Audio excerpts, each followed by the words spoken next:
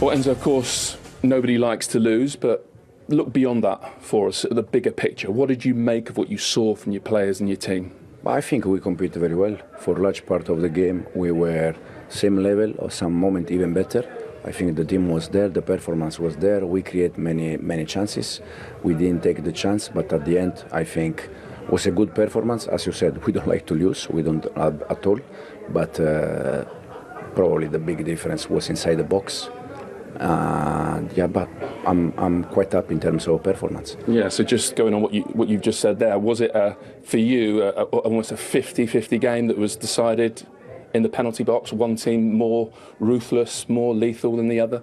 Yeah. As I said, for me the important thing is to create chances. We create chances. We didn't score, but we create chances, and also the difference has been quite tiny in terms of the first goal for them, almost offside, the goal that we score almost offside. These kind of things that at the end change the results, but overall the performance was good. In terms of identity and style and the ideas you've tried to get through to your players over a 6-week pre-season, did you see your team out there? Did you see your ideas? You know what I mean?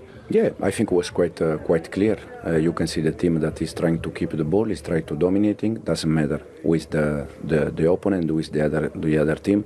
Today we were against the champion, and I think we try for some moment, a large part of the game we did it. It's just now continue, and for sure we're going to win games and we're going to be more happy. Did you feel like you had real momentum almost like halfway through that second half, and then I don't know whether you ran out of steam or just City's quality, they took a bit of sting out of the match? Yeah, at the end they are master in this kind of moment. I think finish of the first half, last part of the first half, we had 2-3 clear chances. Second half also we have some good moment, and then at the end a little bit, the first game of the season, they are, as I said, master keeping the ball. But overall, as I said, for me the performance was there, and it's important. So we've been mainly positive in this interview. What were the things you didn't like? What problems did City give you, albeit they're a top team? You can see the way they manage the ball, and that they are, as I said, they are master. Again, we compete against the champion. I don't know in terms of numbers, but I think in terms of chances, we had more or less the same chances. Keeping the ball, the possession, I think again was more or less there. And as I said, we don't like to lose, but the performance is there, the direction is good, and we just need to continue. In terms of the players who aren't here today, I don't know if you're aware, but just before kick-off, Raheem Sterling's agent or camp have released a statement basically asking for clarification on his future. Is there anything you can tell us now? To be honest, I didn't see. Is that news to you? I didn't see the statement because the game was there, and I have nothing to say. I just said before the game that it was Declan's decision, no more than that. Could he have a part to play under you? Because you talked a little bit about it on Friday, more with regard to Ben Chilwell. Could he have a part to play, or is he a player that's best looking elsewhere to get the minutes he wants? No, in this moment, as you said, that the statement, that clarification. In the next, that's his people asking for that. In the next day we're gonna clarify if in case we need, but I have been already quite clear. It's just taking a decision. Okay, but is the timing poor? That's coming out just before kickoff? No. To be honest, I didn't see it, so I don't know. All right, I'll leave you in peace. Go on. Thank you. And pitch side, here we have Jamie Redknapp, Micah Richards and Daniel Sturridge. First, just general reflections, Micah, on that game and what we can take away from it at this very early stage of the season. I think the reflections are Man City is still going to be the side to beat. In terms of, you thought, how were they going to start the season? Was it going to be flat? I know previous seasons they've started it with a couple of losses, but today, in terms of control, they knew exactly what they needed to do. They moved the ball really well. Everyone knows their positions. And it's just typical Manchester City again. I mean, you're looking at tactically, would they do anything different? Bernardo comes, drops a little bit deeper, knows exactly what he needs to do. We had a debut from Savinho, who looked really well before he got injured. But Man City are just a joy to watch. I mean, they really do just punish teams. And even when Chelsea looked like they was going to get back into the game, it was big moments. We talked about Nicholas Jackson before the game, and is he a top striker? Because I really liked him. Last season, I thought he did really well. I thought it was just the key moments. And again, were saying exact same things today. He had two chances today, one where he shouldn't have been offside and the other where it was a difficult chance, but I know maybe a top striker might just go either side of Ederson. Yeah, when you're saying shouldn't have been offside, you're not saying the decision was wrong. You mean that in terms of his own position. Well, in terms of movement, so for me and Jamie, and it's no disrespect to Jamie, when the goal opportunity comes, we get a little bit excited. When it's a striker, it's natural for them to sort of hold their line, and then when to react and stay on side. And he just gambled too early, and these are all the things that he needs to get better at if he wants to be a top striker at Chelsea. And that's the difference between someone like Nicholas Jackson and, look, it's unfair sometimes to compare anyone to Erling Haaland because he's head and shoulders, sometimes literally above everyone else. But that's the difference, isn't it? That's the levels we're talking about here.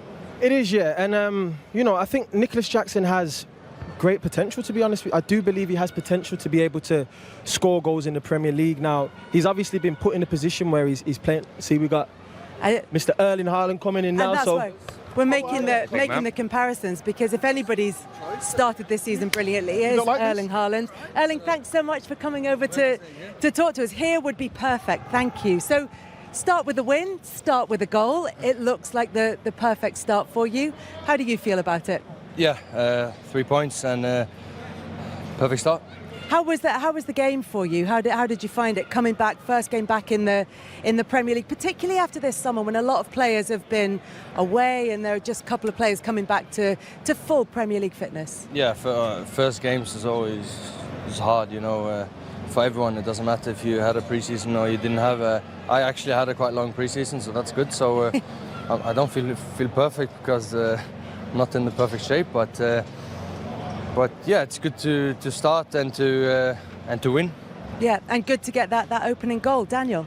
Yes, talk to me about the goal. The way the pass was played into you, you took it, and you managed to sneak your way through. I want you to tell me from your perspective how it felt in the moment. Yeah. I don't know if you remember last year, he had a great save on me, Sanchez.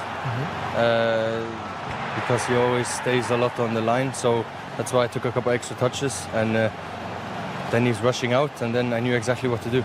Cheeky dink? Yeah, I think it was a really good goal. So Erling, is that what's going through your head? You're thinking, I know what he did against me last season, he didn't let me score that time, I'm not going to do that again. This time around I will score against him. I remember for the last year, it's been irritating me for a long time. So that's why I took a couple extra touches, and then, it was a perfect goal. How important as well, you've got that right arm out. Cucurella tries to stop you and you just use your strength just to get some balance, and then obviously the finish as well. Just there, that strong right arm. Yeah, and also with the Colwill as well, to get it past him. So, it was a nice goal. I mentioned on when we was in the studio, the first touch was with the right. It was right, left combination. And me as a left-footed attacker as well, when those balls are coming in on the right foot, it's like, make sure the first touch is right. Make sure the first touch is right. Is that something you train on in the training pitch? Because you're in the box a lot of the time and your first touch has to put you in the positions. Yeah, and this is also what Pep says to us every day. The best players are the best on the easiest things, as touching it with your right and pass with your left. So this is an important thing, and he says this to me a lot. Can I ask you about your position tactically? I know sometimes you're making a lot of runs, and maybe from a defender's point of view, we don't look at it and say you've had a great game, but you continually make them runs and just wait for that right moment. How important is it that you keep doing that? Yeah, I think in the end, what I want to do is to help the team and to make the team work and to get the other players in better positions, to get an extra meter for Bernardo Silva, number 10. And if I can stretch the centre-backs 1 meter, I will do it with the run. And it's hard, but it's my job, and that's why I'm doing. I have a question for you in terms of your personal development. What is it that you want to improve on as a player this season? You've scored so many goals already, so it's not goals. I'm sure you want to score more, but what else would you want to add to your game? When you see today all the defenders, how good they play to the midfielders, it looks like Pep will not like me for saying this, but they don't need me playing out, so I can just stand there and watch. But no, of course, to get more involved, that's what Pep wants. But in games like this, Do I need to be more involved? I don't know. You know, this is Bring them back a little bit. A million-dollar question, you know. But of course, I want to improve as a overall player. You know, with the ball, I want to give more assists back to the players that give me assists. So I want to become overall better footballer, like a player, not in terms of goals or anything, just a player. We know you can do that already, man.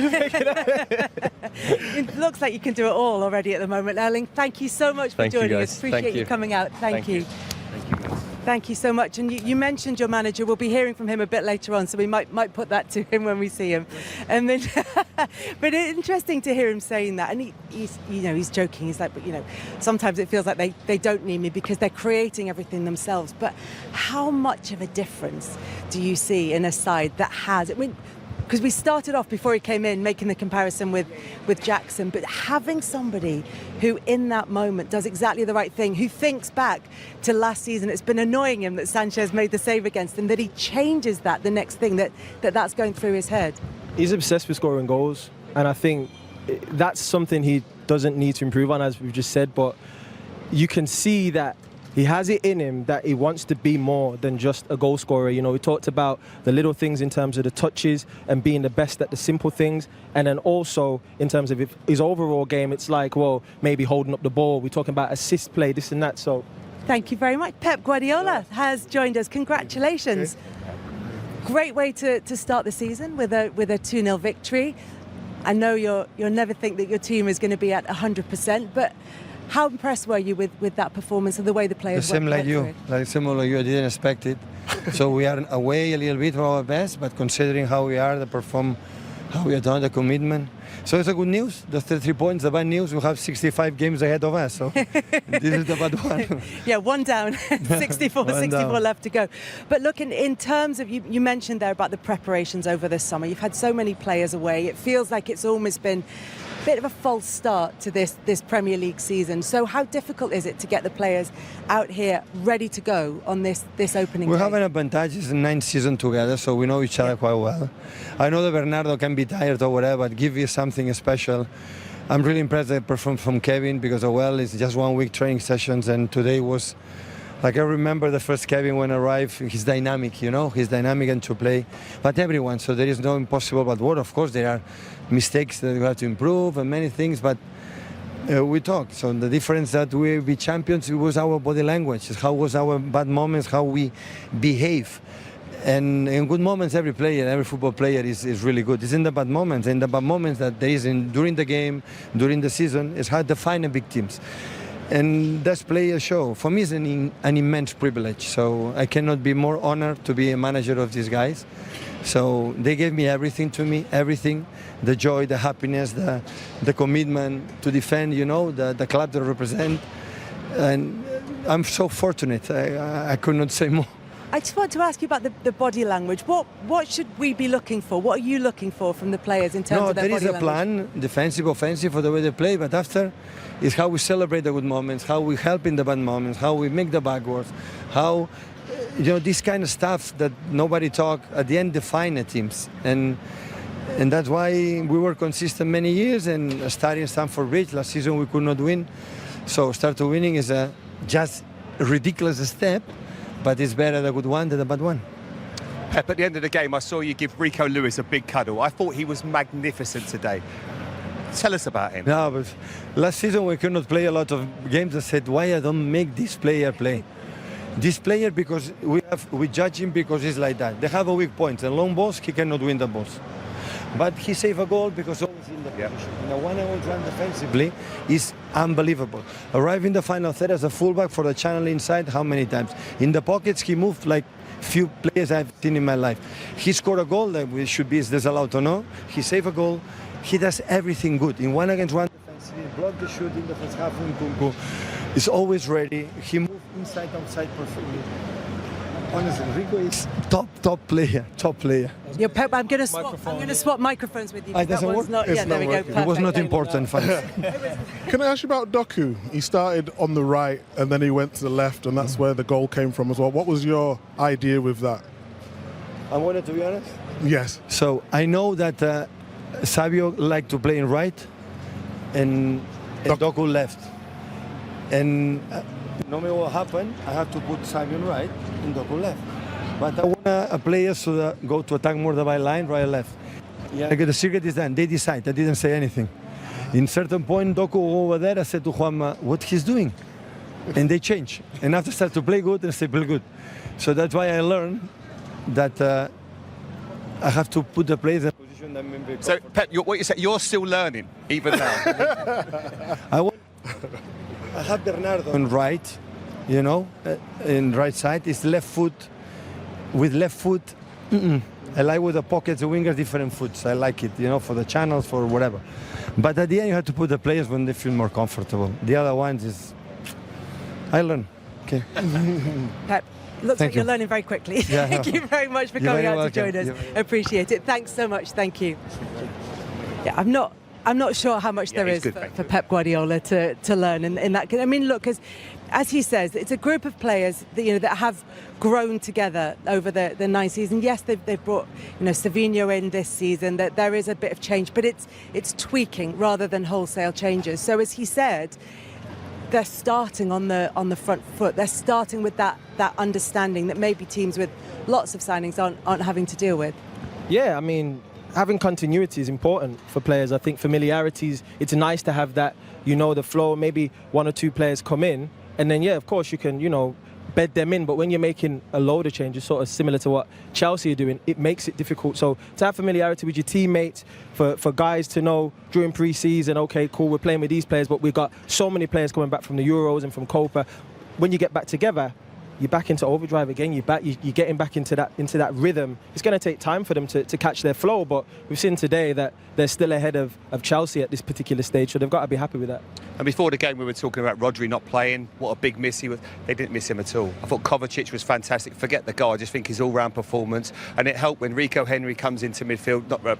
Rico Lewis comes into midfield with him, and they just outnumbered Chelsea. I thought they were fabulous today, and like you said at the start, Micah, I thought they've just really laid down a marker today. They are going to go right to the end. Got so many good players, work ethic, and he works with a basis of about 24 players with his squad.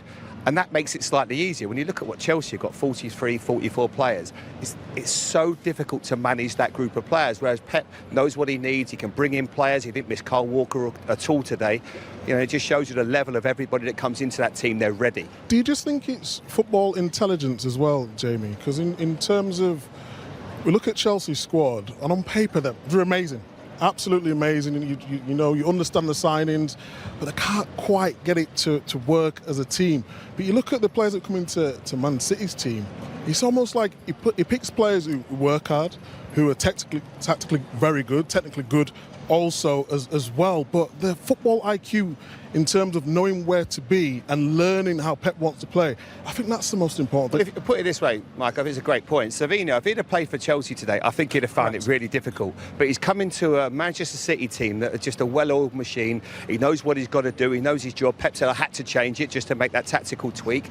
It's much easier to play in a team that there is a calmness and assurance about. But for this Chelsea team, it's like you're throwing a bunch of strangers together, and it's very difficult to do that. You're bringing on players off the bench, you're trying to make things happen.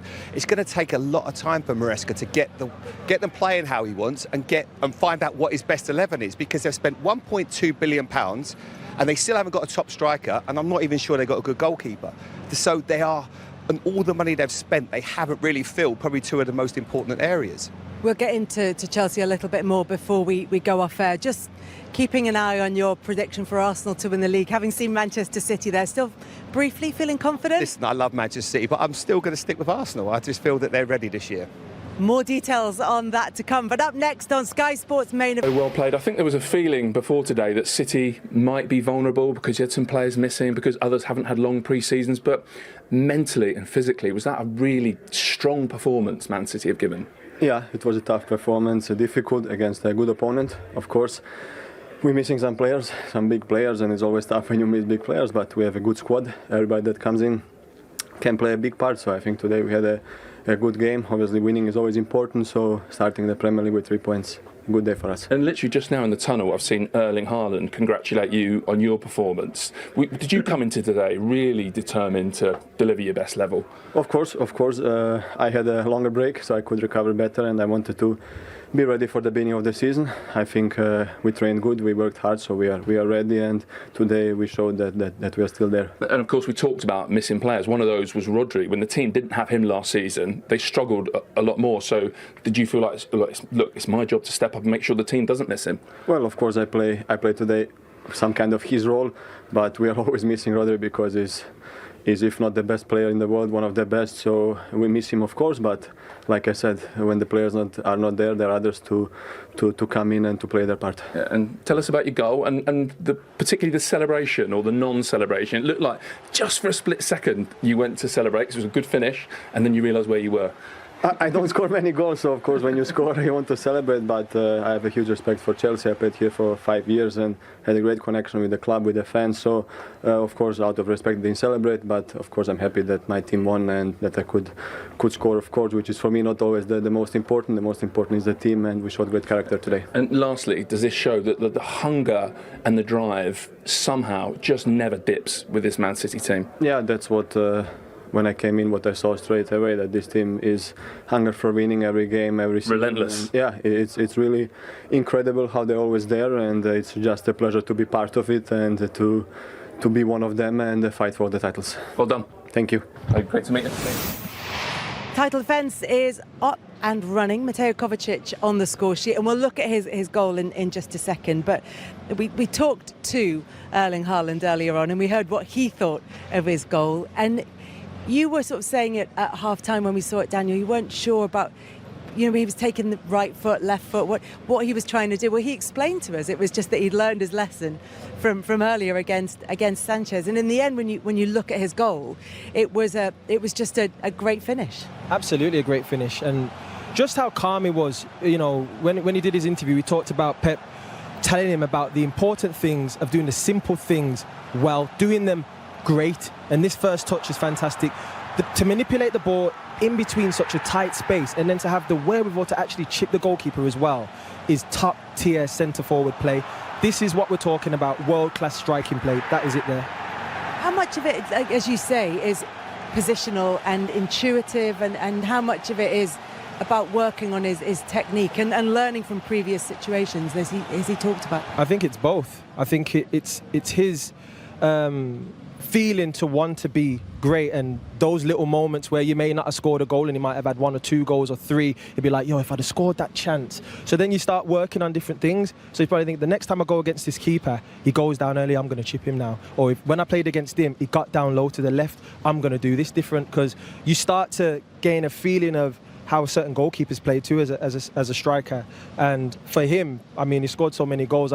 Just that little thing bugging him surprised me, to be honest with you. I think the interesting thing for me on that was the timing of everything. So if you're the striker there and I'm coming towards you as a defender, it's how he's been able to move his feet so quickly, and then, like you said, Kels, think about the finish as well. Well, like he said. Yeah, but the thing is about it, when he asked the question about what could he improve on, I wanted to ask you as a striker, but because Man City always have the ball, he's having to adapt his game, and a lot of people not giving him credit for that. When he was at Dortmund, he was running 30, 40 yards, running into balls in behind all the time and slotting him. Now he's had to adapt his game in the box as well, and that's what I think he needs credit for.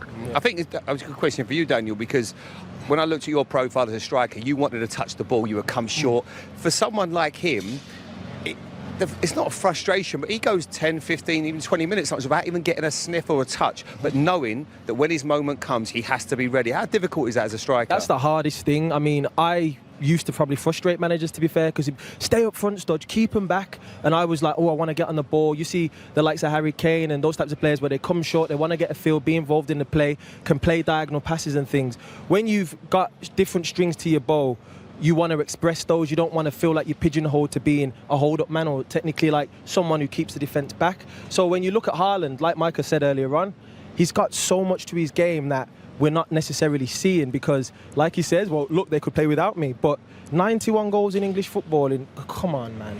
Look, the numbers that he's put up are just extraordinary, and we're used to the fact that he is the top scorer since he came into the Premier League, but that's not the significant part of that. What the significant part is how far ahead of everyone else, he is. 91 goals in 100 games for Manchester City. I mean, that rate is just incredible. And it's interesting that you talk, Daniel, about, you know, him being patient and doing the hard stuff, which is not getting involved, because it makes complete sense. No kid starts playing football and goes, I'm just going to hover, don't bother passing it to me, I'm just going to read the game from here. Everybody wants to be on the ball, and that's what he's managing to do. How difficult does he make it to defend against Manchester City? Because, as he said, he's creating spaces and he's taking defenders out the game. It's a great question, Kels, because what he does is, if you look at how Chelsea wanted, they were sort of in the mid block, but what he was constantly doing was making them runs, and that's why I asked him about his runs, just to try create that space in midfield for De Bruyne and Bernardo Silva. Sometimes it's very difficult, especially now with the linesman, technology, VAR. You have to be so precise in the runs, but he wants to go on my back shoulder, and as a defender, you're always, you know, looking from left to right, and if you switch off for a second, he's gone. And that is the difference at the top level. And we'll talk about Jackson later on. I think he's doing all the right things. But the most important bit, he can't quite grasp, and that is the difference between a world-class striker and a very good striker at this moment in time. The thing is as well, he's brought strikers back into fashion. If you looked at that list of players, Rashford probably played, we call him a winger, Salah scores his goals from wide areas, Watkins was up there, and Foden scored them from midfield and wide. But he is now, because you speak to so many young players, or you speak to players, where do you play? I'm a number 10, I like to come short, drop in the hole, and then players running behind me. He's an out-and-out striker. That's what you need, because that's the money. Any kids watching that, be a striker, because putting the ball in the back of the net is the hardest thing to do. Sure. And I think now everyone is probably thinking, this is what I want a striker, because a lot of managers are like sheep. Look at the success that Manchester City having. Can I find a number 9? They are hard to find, but they are starting to come back in fashion. We're seeing a lot of big strikers now. You know what? The thing is, I look at Haaland. If there was one thing where we could criticise him, we had the whole comment from Roy Keane, basically call him a League 2 player at the time. I think he's still, you know, on the goal. He was talking about maybe on his play. Not technically, but like in terms of his appearance. But this is what I'm trying to say. He's not, for example, a Bernardo Silva. No, he's not a technical player like Daniel was talking about. But what I think is, you know, like on the goal, Cucurella, and he used his body. That's what I think he can do better. Because, no disrespect to Chelsea, they're still finding their way. When he comes up against the top teams, the Real Madrids, and times he's been quiet in games, but he might not be able to come and do what you did and get the ball and turn and play it wide and all that stuff, but he can use his body better. Just hold it up and then one-touch set-offs. I think players like Haaland are rare to find today. Mm-hmm. That's the reality of football now. The landscape of attackers has changed. Nowadays, it's goal-scoring wingers, and everyone wants to play left or right wing. As a left-footed player, you want to play right wing, and as a right-footed player, you want to play left wing. So you can do your skills, cut inside, get your shots off, score goals from the back post. Nobody wants to be in positions. I don't think if you ask many strikers, hey, do you want to not have touches on the ball, be patient, not be involved in the game, so on and so, they'd say no. But for Haaland, he's the perfect man for Manchester City because he's so lethal in front of goal.